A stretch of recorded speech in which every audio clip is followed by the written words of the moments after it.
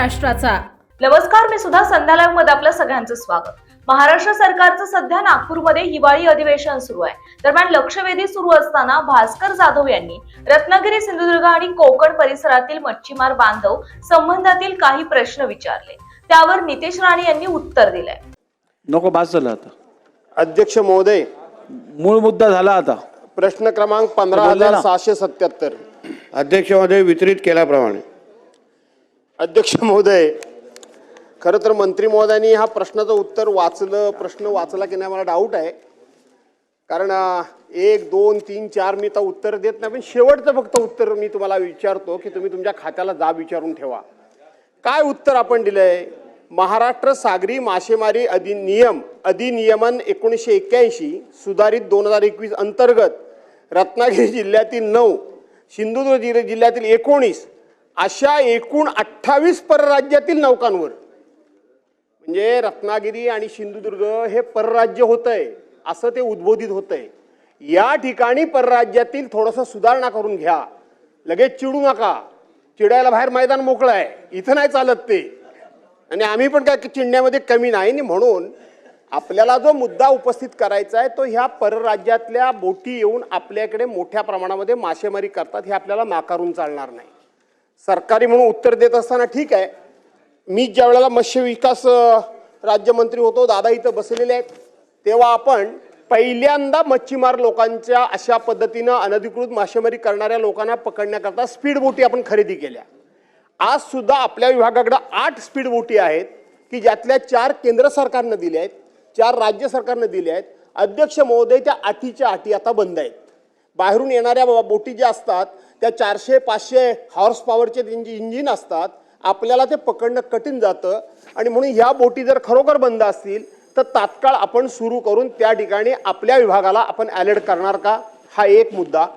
दुसरी गोष्ट, ज्या पद्धतीनं गुजरात राज्याने एक अतिशय कडक कायदा केलाय की त्यांच्या हद्दीमध्ये 12 फॅदमच्या पलीकडे जर त्यांच्या हद्दीमध्ये दुसऱ्या राज्यातल्या जर बोटी आल्या मासेमारी करण्याकरता तर ते केवळ दंडाची रक्कम लावत नाहीत, त्या मासेच्या किमती इतकी दंडाची रक्कम किंवा ते मासे जप्त करणं अशा पद्धतीचा विषय न करता त्यांनी स्वतंत्र कायदा करून त्या ठिकाणी अत्यंत कडक अशा पद्धतीची कारवाई केली आहे। आपण त्या कायद्याचा अभ्यास करून मंत्री महोदय तशा प्रकारचा कायदा करणार का, हा दुसरा मुद्दा आहे अध्यक्ष महोदय। आणि तिसरा मुद्दा, आपण त्या काळामध्ये 3 ड्रेजर विकत घेतले होते, एक रायगड, एक रत्नागिरी आणि एक सिंधुदुर्ग। कशा करता तर मासेमारी करणाऱ्या त्या किंवा मासेमारी ज्या एरियात होते त्या ठिकाणी मोठ्या प्रमाणामध्ये सँडबार होतात, आणि सँडबार झाल्यामुळं बोटी पास पण करता येत नाही आणि बोटी पार्क पण करता येत नाही, आत खूप अडकून पडतात, आणि म्हणून तेही ड्रेजर बंद झालेत। पुन्हा आपण नव्यानं हे ड्रेजर घेऊन त्या जिल्ह्यामध्ये तो सँडबार दूर करून मच्छीमारांना त्या ठिकाणी मासेमारी करणं आणि बोटी पार्किंग करणं हे आपण सोयीचं कराल का, हे माझे 3 पॉइंटेड प्रश्न। अध्यक्ष महोदय, सन्मान्य भास्कर जाधव साहेबांनी महत्त्वाचे प्रश्न विचारलेले आहेत। आता चिडणं आणि या प्रश्नाचा काय संबंध आहे हे आता पहिलं तर मला माहीतच नाही अध्यक्ष महोदय। हा प्रश्न झाल्यानंतर त्याचं उत्तर समजेल। हा, आणि अध्यक्ष महोदय,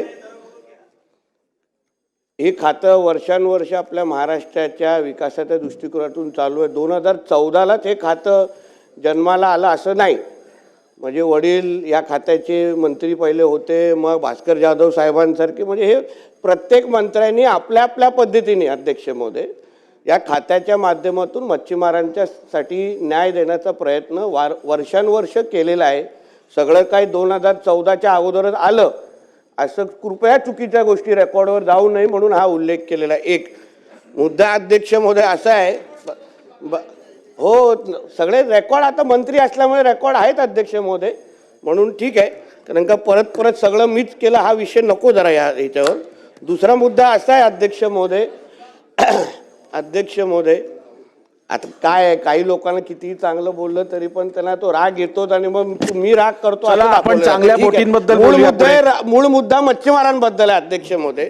मुद्दा असा आहे अध्यक्ष महोदय, जाधव साहेब, आपला हा प्रश्न, बाकी सगळ्या गोष्टी जाऊन दे, आपण कोकणातले आपण सगळे लोकप्रतिनिधी आहोत, राजकारण निवडणुका हा गोष्टी आणि पक्षीय राजकारण वेगळं, पण आपल्या दृष्टिकोनातून हा प्रश्न खरंच महत्त्वाचा आहे, कारण का परराज्यातून येणारे जे गस्ती नौका असतील किंवा हायस्पीड असतील, त्याच्यामुळे आपल्या समुद्रामध्ये असणारं जर खऱ्या अर्थाने जे आपलं बोलतो ना ते आपल्या मच्छीमारांसाठी जे काही उत्पादन आपल्याला मिळतं ते हे घेऊन जाण्याचा मोठ्या प्रमाणामध्ये प्रयत्न मग मालपी, कर्नाटक या सगळ्या बोटी करतात. आपल्यासाठी हा प्रश्न अतिशय महत्त्वाचा असल्यामुळे आहे अध्यक्ष महोदय, कारण का जे काही बाहेरच्या ह्या बोटी येतात.